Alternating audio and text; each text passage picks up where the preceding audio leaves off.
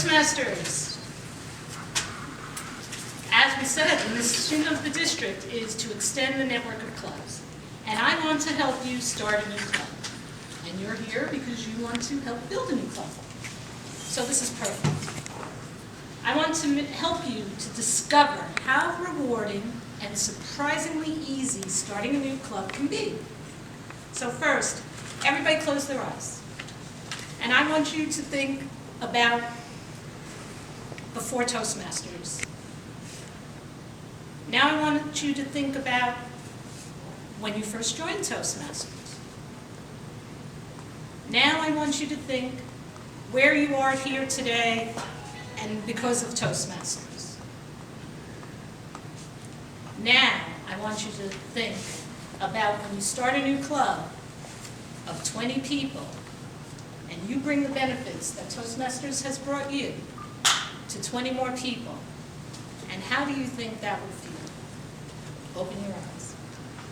How do you feel? You feel good. I'm feeling tingly because I feel the exhilaration. I know Vicki feels it, and I know Elton has because we've chartered clubs. And when I was LGM, we wound up chartering 20 clubs. So there's at least 400 people plus the after of what I've given back to Toastmasters and helped other people get the benefits of Toastmasters. Now, I'm going to share with you my method of how we did that. And I can't guarantee you're going to have results. But if I did it, you can do it. And you do it for that great feeling of giving back. So first of all, I want to get to know you guys a little bit. How many people have their ALS already? Do you want to spell it out? Oh, I'm bad with acronyms. And your Advanced Leader Silver Award. So we have a handful that already have it. So I guess how many people in the room are currently working on their Advanced Leader Silver? Raise your hands. All right, good, a few. Everybody else will eventually be working on it. So people working on it, I'm assuming you have your Advanced Leader Bronze. And how many people are serving or have served in a district office? All right, good. For those of you who are not, District Governor-elect Alan Madonic, reach out to him. I'm sure he's looking for area governance. Another very rewarding role. All right, how many have completed, or I'll rephrase that, how many have not yet completed their HPL? Which stands for? Oh, High Performance Leadership Project. I have acronymitis. Okay, raise your hand if you have not yet done your High Performance Leadership Project. Have not. Have not. Okay, great. After this, you're going to come talk to Vicki, and we have 8 High Performance Leadership Projects. And thank you. And part of the District 60 Apprentice, one thing Vicki didn't tell you, we're also having an High Performance Lead, an HPL-a-thon, I could say HPL. So join us in the District 60 Apprentice and complete your HPL. So the last thing that you need for your Advanced Leader Silver Award is sponsoring, mentoring, or coaching a club. How many people need to do that? Create a new club? You guys have created a new club? Oh, yeah, you have. I got confused because I have a DTM already. So Oh, then you have a DTM already. Then you should be answering, yeah. All right. Okay, I got you. All right, so the last piece is the chartering a new club or sponsoring or mentoring. So just as I showed you what's in it for you for doing these activities, you're going to advance in your leadership awards, and you're going to help the district with its mission to extend the network of clubs. When you go out to try and create a new club in a company or a community, you need to show what's in it for them and the benefit here. So you have to make that all mix and make those connections. So there's 2 different types of clubs that we have, corporate clubs and community clubs. Community clubs take a little bit longer to charter, and as Matthew alluded to before, there's been different methods of chartering clubs. As Vicki sent the email with the information on the TI new club kit, that takes like about 8 meetings and it gives you all the information. And that's appropriate for a community club, which is slower to grow. So today, I'm going to talk about corporate clubs and how I charted in 2 meetings. And it works in a corporate environment. We have the district is mostly a lot of corporate clubs. So I'm going to go and walk through the agenda on how we do this in 2 meetings. All right. First of all, no, leave it. That's good. Can you see it? First of all, instead of calling it a demonstration meeting, let's be more proactive. It's a kickoff meeting. We're starting a new club. That's just a positive mindset to put people into the frame of reference. So another thing we do, for new people, a Toastmasters meeting can be very confusing. To us, we're used to it. So we take it down to the bare bones and make it real simple. Because in a corporate environment, you get 1 hour, you have, for the meeting, I need to have the most important question and answers, because if I come in and you're a company and you've never heard of Toastmasters, right? You're going to want 15 minutes at the end of the meeting to ask me questions. And I better get all the answers of everything they need to do immediately. So the first thing I do, and now Elton's been with me, in this scenario, rather than bringing in many people and an army of people, which when you bring into a corporation, how could we have a Toastmasters club when we have an army of 8 people to run a meeting for us? So again, that's a negative connotation in a corporate environment.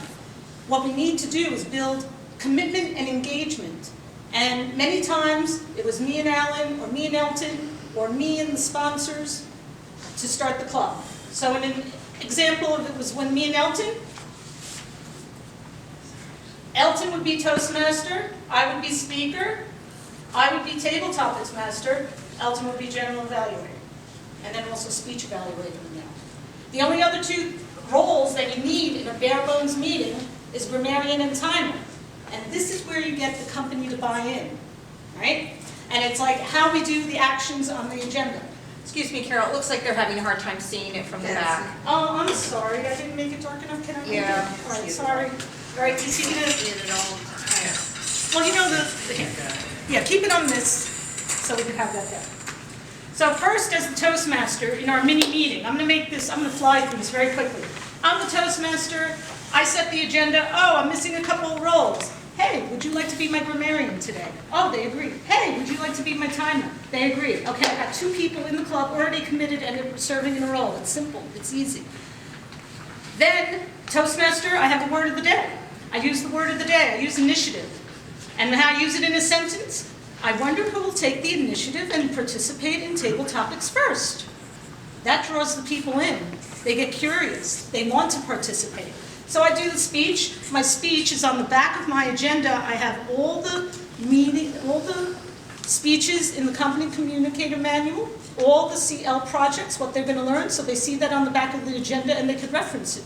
My speech, I walk through what they're learning in each of the CC. I walk through the leadership path, all 5 to 7 minute speech. Very simple, everyone can do it. They're getting information, what's in it for them, this is what they're going to do. They have the takeaway on the back. HR loves it because it's following adult learning principles, and they have the takeaway, right? So then I get introduced by the Toastmaster to do table topics. Table topics is simple, to encourage people. Tell me about a challenging situation. Then I encourage someone to come up. Bravo, you took the initiative to be the first one to do table topics. If they can't think of a challenging situation, well, a challenging situation is when I ask you to come up here to speak. Or a challenging situation with my husband, with my pet, with my child to the airport. They get lots of ideas and they get up and talking. And when they talk, encourage them. That was scary, but you felt good, didn't you? And they say yes, and everybody else wants to try. So we're, again, building more enthusiasm here. So we get to the evaluation section, and our Toastmaster was the general evaluator. He talks about that. He gives the speech evaluation. He asks for the reports. And then we close the meeting and go to Q&A. One thing I didn't mention is I could do this whole kickoff meeting by myself. I've done that several times, and it works too. But the only tricky part is the speech evaluation.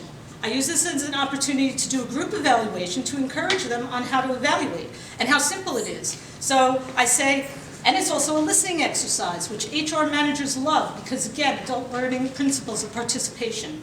So I ask them, tell me one thing you like about my speech, Thomas. He tells me one thing. Oh, thank you, yeah. Tell me, Jill, one thing you liked about my speech. Yeah, I know, I need to work on that. Thank you very much. And so they see that, because people have a connotation, evaluation is criticism and it's bad. But it's like I'm appreciating what they're giving me because it's helping me become a better speaker. So then we go into the Q&A section, and that's what we have. I close out with our when's our next meeting? They're excited. Well, I'll come back for the next meeting. The next meeting is called the charter meeting. And when you have 20 member applications, call me, I'll come back. Right? Otherwise, if I keep going there, I'm going to enable them to rely on me, and that's recipe for a bad club. So Carol, so you make sure they have that membership application at the meeting? Oh, absolutely, yes. I come with membership applications. I have a good discussion with the person that's organizing there, and right there at that point, they already have the charter documentation, but that can't get finalized until the charter meeting. But they have it in advance.